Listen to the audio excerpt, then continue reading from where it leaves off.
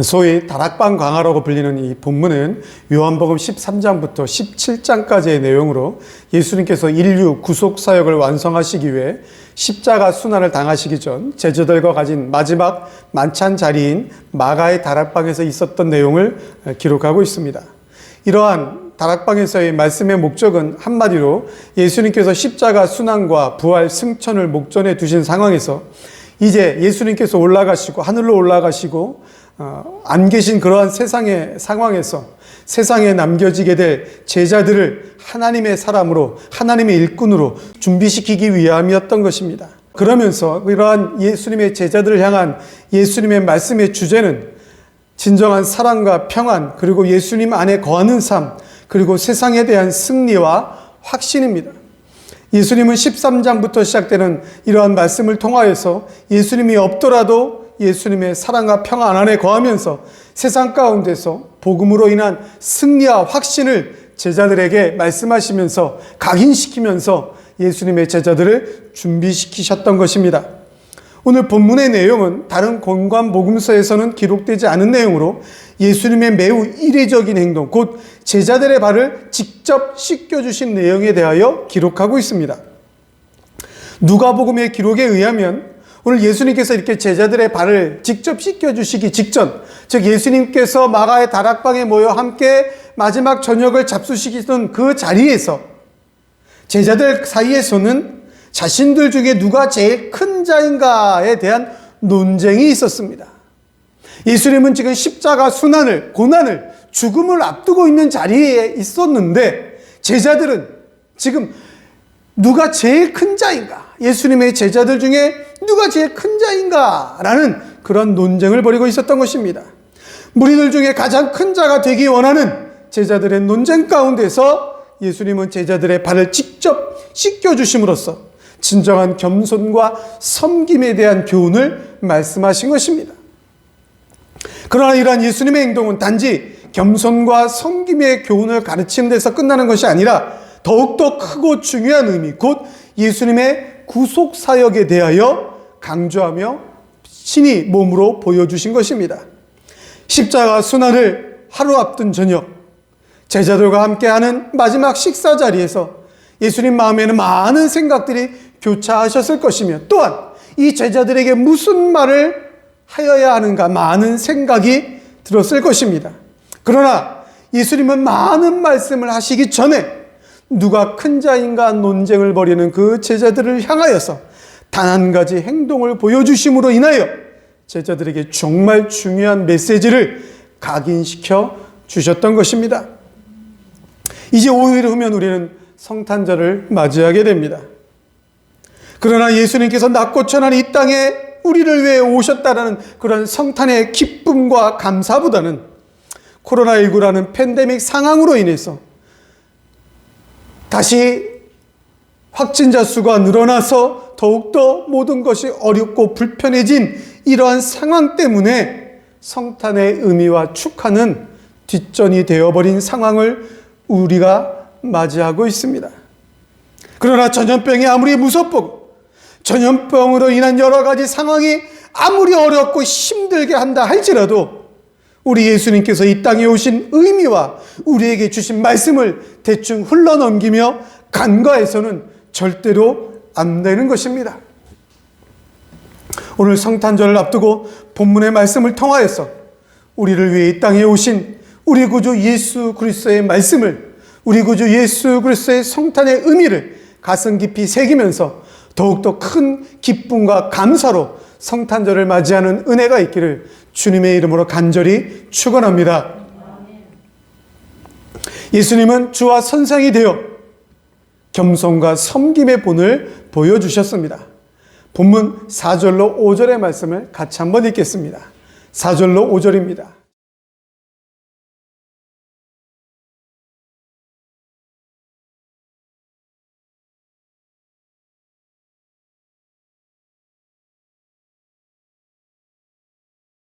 오늘 예수님이 제자들에게 행하신 일은 바로 겸손 자체, 섬김 자체 그 모습이셨습니다.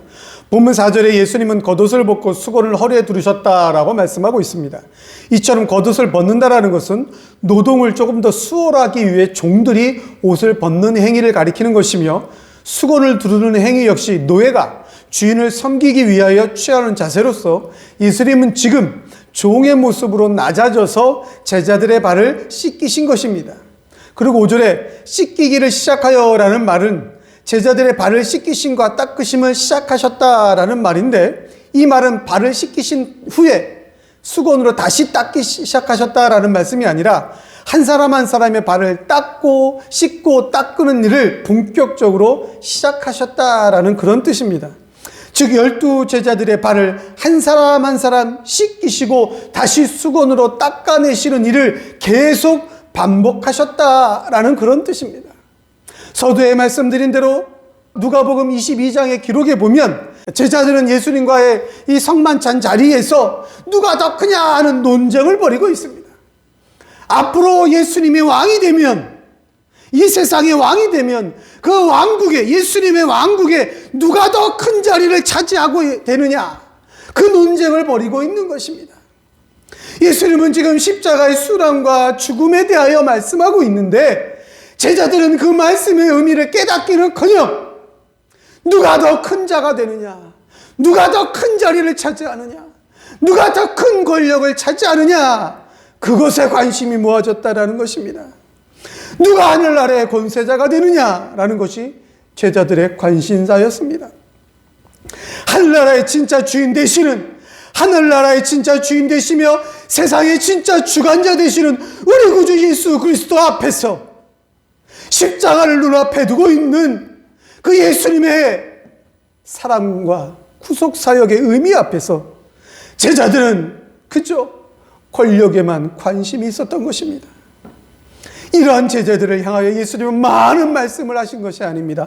바로 종의 모습으로, 종이 되어서 조금 더 열심히 제자들의 발을 닦아주기 위해서, 조금 더 예수님께서는 제자들의 발을 수월하게 닦아주시기 위해서 종처럼 옷을 벗으시고 수건을 허리에 두르시고 발을 닦아주신 것입니다.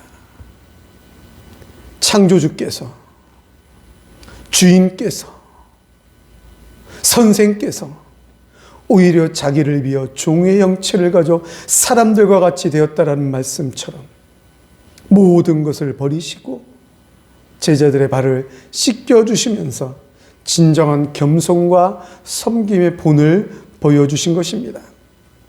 하늘의 주인이요, 하늘의 권세자요, 우리를 다스리시며 통치하시며 우리의 섬김을 받으셔야 마땅하신 주인 되시는 예수님이 종의 모습으로 우리를 섬기기 위하여 이 세상에 오셨다라는 것입니다. 여러분, 성탄절의 주인공은 예수님입니다. 아니, 비단 성탄절뿐만이 아니라 이 세상의 모든 날의 주인공은, 주인은 예수님이십니다. 예수님께서 우리의 모든 것을 다 받으셔야 되는 것입니다. 우리의 모든 것을 다하여 드린다고 해도 부족한 것입니다. 그럼에도 불구하고 예수님은 이 세상에 그 모든 것을 받기 위하여 오신 것이 아니라 모든 것을 비워 우리에게 다 주시기 위하여 이 세상에 오셨다라는 것입니다. 사랑하는 성도 여러분, 코로나19 팬데믹 상황이 더 심각해져서 모든 것이 어렵고 힘이 듭니까? 또 격리를 해야 되고, 또 거리 두기를 해야 되고, 또 무엇을 지켜야 되고, 사람들을 마음 놓고 만날 수 없어서 힘이 드십니까? 모든 것을 버리고 십자가의 고난과 죽음을 감당하기 위하여, 그래서 구원을 우리에게 주시기 위하여 오신 예수님을 생각하시면서 진짜 주인 되시는 예수님 앞에 드리는 성탄절이 되시기를 주님의 이름으로 간절히 축원합니다. 주와 선생이 되어 우리 예수님은 둘째로 우리의 죄를 씻어주셨습니다. 본문 8절부터 10절까지의 말씀을 같이 읽겠습니다. 8절부터 10절입니다.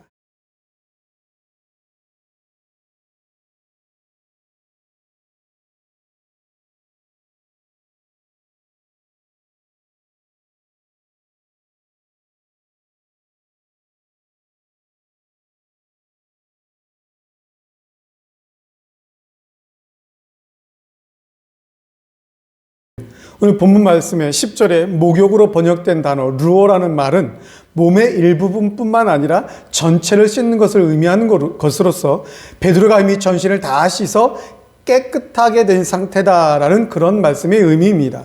이러한 루어라는 단어는 그 앞에 제자들의 발을 씻기신다라는 그 씻다라는 의미를 가진 단어와 구별되어서 사용됩니다.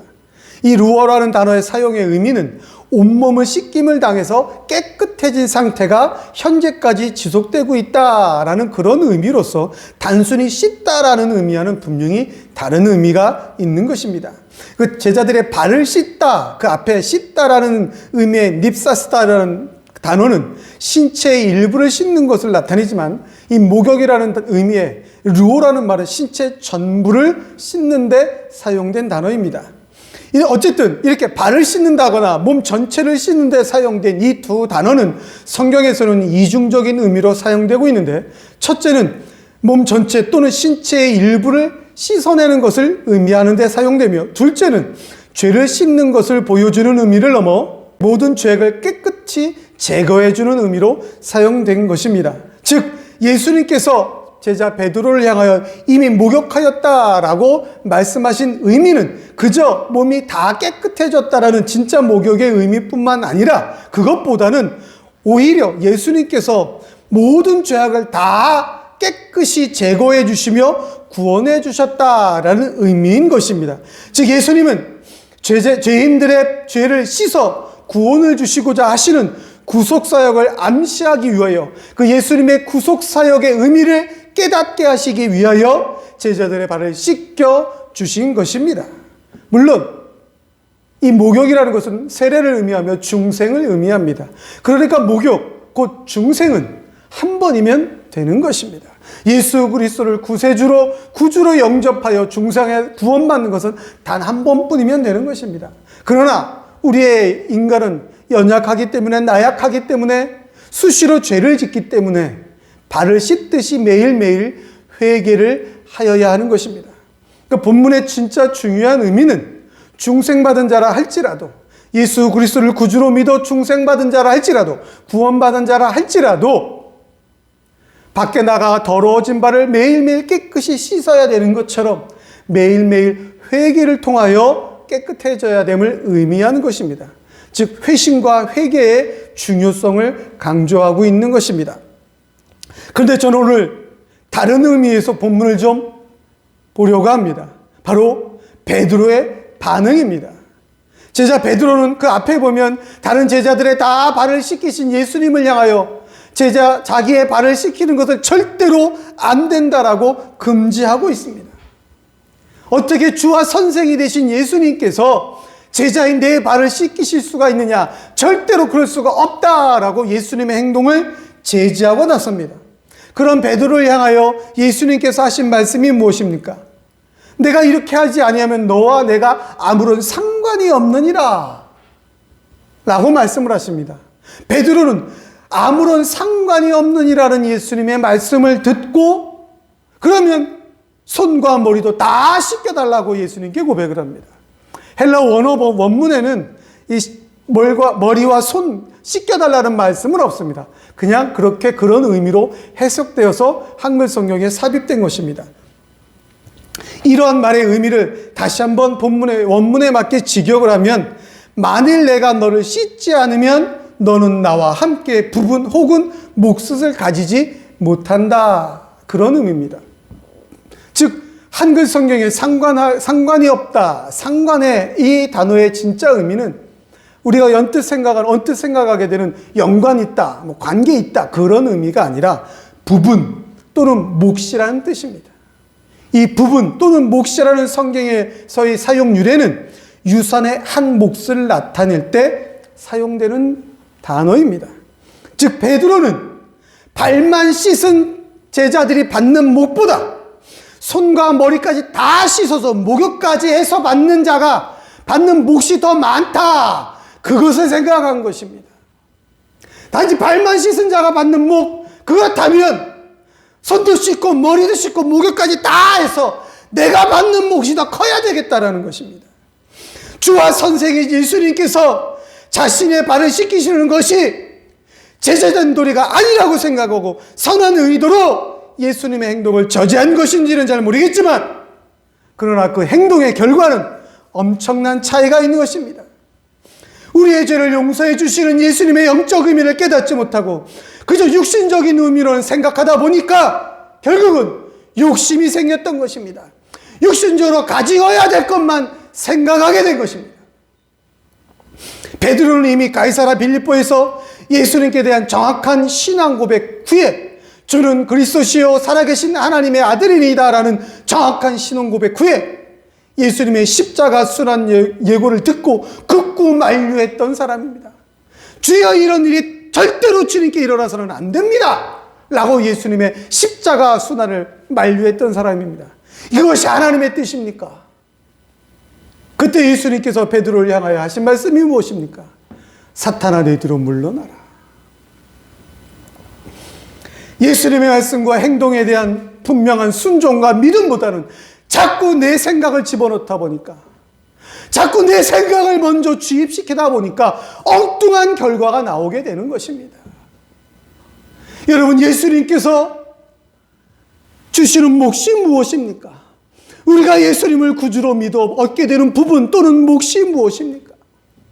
저 영원한 천국에서의 영원한 상급, 영원한 생명 아닙니까? 우리는 지금 그것을 바라보고 그것을 소망하며 그 몫을 바라보며 달려가는 신앙인입니다.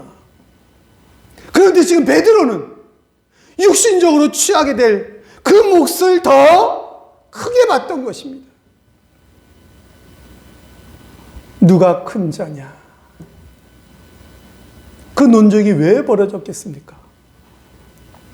저 영원한 천국에서의 영원한 생명과 멸류관을 바라보는 것이 아니라 이 땅에서의 왕 예수를 바라보고 믿었던 것이며 이 땅에서의 권력가를 바라보고 믿었던 것이기 때문에, 세상 사람들과 보는 눈이 똑같아졌기 때문에, 그렇다면 이 세상에서 누가 큰 자가 되느냐? 이 세상에서 누가 권력을 차지하느냐? 그렇다면 나는 더 많은 몫을 차지해야 되겠다. 예수님의 의도와는 전혀 다른 결과를 가져온 것입니다. 예수님의 말씀에 대한 순종보다 자신의 생각을 먼저 하니까, 자기 주장을 먼저 하니까 자꾸 실수하게 되는 것입니다. 예수님의 의도를 깨달을 수가 없는 것입니다. 지금 세상도 마찬가지입니다. 이 땅에 오신 예수님의 뜻보다는 우리 인간들의 생각을 먼저 주입하다 보니까 예수님을 배척하게 되는 것입니다. 성탄의 의미와 목적이 무엇입니까? 예수님께서 이 땅에 왜 오셨습니까?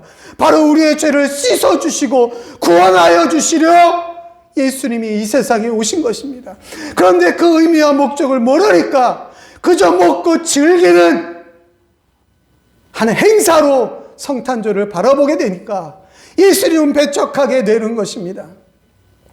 성탄의 진정한 뜻을 깨닫기도 전에 우리의 생각대로 막 행동하다 보니까 다른 것을 기대하게 되니까 그 기대가 충족되지 못해서 예수님을 버리게 되는 것입니다. 여러분, 코로나19 전염병이 퍼지면 예수님이 안 오십니까? 코로나19 전염병이 오미크론 변이가 생기고 델타 변이가 완성하게 되고 뭐 그렇게 되면 예수님의 구원은 없습니까? 코로나19 전염병보다 더 무서운 병이 생기면, 세계를 뒤엎어서 옴짝달짝 꼼짝 못하고 집에만 있게 되면, 절대로 거리로 밖으로 나가지 못하게 되면, 그러면 예수님의 구원은 없는 것입니까? 그럼 예수님이 이 세상에 오신 목적은 없어지는 것입니까? 성탄절에 밖에 나가서 축배를 들지 못하면, 메리 크리스마스 의미도 모르면서 좋아하는 사람들과 만나서 축제를 열지 못하면, 파티를 하지 못하면, 늦은 밤까지 거리로 쏟아져 나와서 마음 놓고 외치고 다니지 못하면, 그러면 예수님은 없는 것입니까? 우리의 구원은 없는 것입니까? 도대체 성탄절에 무엇을 기대했기에, 도대체 예수님이 이 세상에 오신 것에 무엇을 기대했기에 코로나19 때문에 성탄의 의미가 다 퇴색해버리고 제한돼버리고 없어지는 것입니까? 예수님을 구주로 고백하고 믿을 때 우리의 죄는 깨끗하게 씻겨지는 것입니다. 구원을 받은 것입니다. 그것이 바로 우리가 받은 몫입니다. 우리는 그 몫에 감사하며 살아야 하는 것입니다. 죄 씻음의 은혜, 구원의 은혜에 감사하며 살아야 하는 것입니다. 다른 것이 아니라 바로 죄인된 저와 여러분의 죄를 씻어주시기 위하여, 구원하여 주시기 위하여 이 세상에 오신 예수님의 성탄의 의미를 바로 새기며 진짜 성탄절에 주님 앞에 감사하며 성탄절을 올려보내는, 돌려드리는 우리 모두가 되기를 주님의 이름으로 간절히 축원합니다. 마지막으로 예수님은 주와 선생이 되어 우리에게 사명을 말씀하셨습니다. 12절부터 15절 말씀을 같이 읽겠습니다.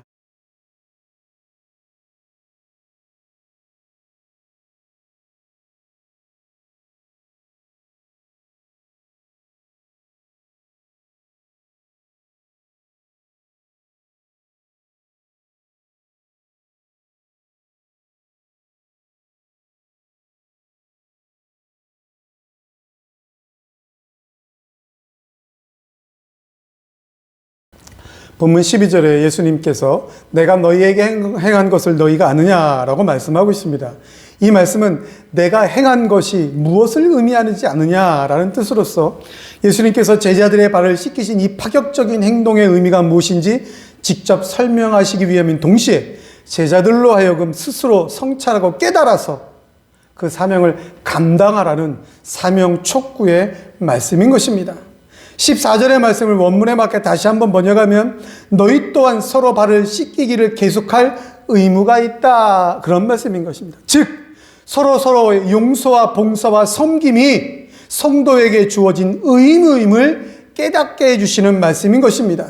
가장 신선하고 가장 고귀한 분이 가장 겸손한 자세로 이 세상에 오셔서 우리의 죄를 용서해 주시고 섬기셨다면 그분의 제자들이야말로 당연히 서로의 죄를 용서해주고 용납하고 섬기는 것이 당연한 것입니다. 예수님은 바로 이것이 옳으니라고 말씀하고 있습니다. 이 옳으니라라는 말씀의 뜻은 빚지다, 의무가 있다, 꼭 해야 된다라는 의미를 지닌 말로서 예수님은 지금 피할 수 없는 의무를 말씀하는 동시에 섬김의 도가, 이런 예수님의 의미가 해도 되고 안 해도 되는 선택사항이 아니라 반드시 행해야 하는 절대적 의무인 것을 우리에게 말씀해 주고 있는 것입니다. 그렇습니다. 우리 예수님이 우리에게 주신 사명은 바로 예수님이 우리의 죄를 용서하여 주신 것처럼 우리도 서로 용서하고 용납하는 것입니다. 예수님께서 제자들을 섬기신 것처럼 우리도 서로 섬기는 것입니다. 교회 안에서 누가 큰 자인지, 누가 먼저 된 자인지, 누가 높은 자인지 서열을 따지고 정하는 것이 우리의 사명이며 우리의 의무가 아니라 서로를 용서해주고 용납하고 나보다 남을 낮게 여기며 섬기는 것이 바로 예수님께서 우리에게 주신 사명이다라는 것입니다. 이 사명은 해도 되고 안 해도 되는 선택사항이 아닙니다. 옳으니라, 당연히 반드시 해야 하는 예수님의 말씀이며 예수님이 우리에게 직접 몸으로 강조하신 우리에게 주신 사명인 것입니다. 제자들의 발을 씻겨주시는 주님은 발의 더러움뿐만이 아니라 사랑하는 제자들의 마음속에 있는 세속의 욕망까지 씻겨주셨던 것입니다. 높고 위대해지려는 속된 욕망을 씻어내야만이 하나님이 그들을 사용하실 수가 있는 것입니다. 그래서 낮은 자가 되라고 우리에게 말씀하시는 것입니다. 낮은 자세로 섬기는 것이 우리의 사명인 것입니다. 마음이 높은 자는 절대로 다른 사람을 섬길 수가 없습니다. 마음이 높은 자는 교만하여서 절대로 다른 사람을 용서하며 용납할 수가 없는 것입니다. 예수님께서 허리를 숙여 더러워진 제자들의 발을 씻겨주신 같이 우리도 먼저 허리를 숙여 용서하며 용납하며 섬기는 사명을 감당해야만 하는 것입니다. 성도 여러분, 신앙생활은 참 어렵습니다. 교회 생활이 아니라 신앙 생활이 어려운 것입니다. 교회 생활은 쉽습니다. 내가 편할 때 가면 됩니다. 내가 편한 대로 하면 됩니다. 내게 주어질 몫이 무엇인지, 내가 취득하게 될 이득이 무엇인지 그대로 하면 됩니다. 그러나 진정한 신앙생활은 어렵습니다. 내가 먼저 허리를 숙여야 합니다. 발을 씻기는 종이 해야 될 일을 내가 해야 되는 것입니다. 용서해야 합니다. 내가 먼저 사랑해야 합니다. 내가 먼저 베풀어야 합니다. 내가 낮아져야 합니다. 그래서 신앙생활이 힘이 듭니다. 그러나 이것이 바로 우리 예수님이 우리에게 주신 사명입니다. 우리의 유일한 주인 되시는 그 예수님이 나를 섬겨주시고 나를 용서해 주시기 위하여 이 땅에 오신 것처럼 그 예수님이 나에게 주신 필수 사명인 것입니다. 은혜를 받으면, 은혜를 갈망하며 내 마음에 하나님의 은혜가 넘치기를 소원하면 우리는 이 사명을 겸손하게 감당할 수가 있습니다. 하나님의 은혜를 받으면, 성탕의 진정한 축복을 받으면 우리는 예수님이 이 세상에 오신 의미와 목적대로 허리를 숙여 용서하고 용납하며 기쁨으로 섬기는 사명을 감당할 수가 있는 것입니다. 그러나 은혜를 생각지 아니하면 스스로 은혜 받은 줄 착각하고 내가 은혜를 끼치고 있다고 착각하고 살아가게 되면 누가 큰 자인지 따지게 되고 내가 받을 몫이 무엇인지 욕심을 내게 되는 것입니다. 즉 주님의 도를 회방하는 자가 되는 것입니다. 우리는 주님의 도를 회방하는 자가 되어서는 안 됩니다. 주님이 몸소 말씀하신 그 사명, 용서와 용납과 섬김의 사명을 겸손히 감당하는 자가 되어야 하는 것입니다. 사랑하는 성도 여러분, 우리 예수님은 이 세상의 창조주여 주인 되시는 우리 예수님은 이 세상에 오셔서 주와 선생이 되어 오히려 제자들의 발을 씻기시는, 섬기시는 온전한 사랑의 본을 보여주셨습니다. 우리의 죄를 온전히 씻어주시는 사랑으로 진전한 섬김의 본을 보여주셨습니다. 이제 그 은혜를 받은 성도는, 예수님의 구원을 받은 성도는 당연히 겸손하게 서로를 용서하며 용납하며 나보다 남을 낮게 여기는 섬김의 공동체의 모습으로 하나님 앞에 나아가야 하는 것입니다. 성탄절을 맞이하고 준비하면서 이런 예수님의 은혜를 중심에 새기며 더욱더 힘있게 그 사명을 감당하는 우리 모든 성도님들의 삶이 되시기를 우리 주님의 이름으로 간절히 축원합니다. 축원합니다.